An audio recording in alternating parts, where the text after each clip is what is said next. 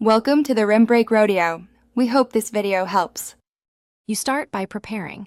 Make sure WhatsApp is updated and you have a device backup, because keyboard changes affect typing.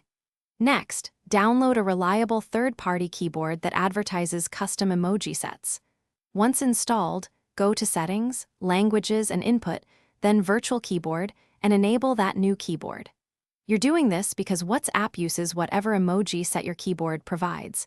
Changing the keyboard is the practical, app-level way to display different emoji without rooting or modifying. Once the keyboard is enabled, open its app to pick an emoji style or install an emoji pack. Some keyboards let you toggle between Google, Samsung, or custom emoji.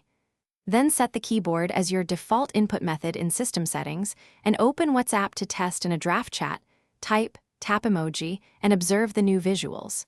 If you prefer, add sticker packs from the keyboard or WhatsApp. Stickers provide consistent visuals across recipients, even when their device emoji differ. To finish, confirm the emoji look right by sending a test to a friend. Remember, recipients' devices may still render emoji with their own system set. If the keyboard's emoji don't appear, switch back to the keyboard app, reselect the emoji pack, or reinstall the keyboard. Once done, make sure WhatsApp isn't forcing its own input. If problems persist, use sticker packs as a reliable fallback. Avoid rooting or system font hacks. Those are risky and unnecessary for most users. Thanks for watching.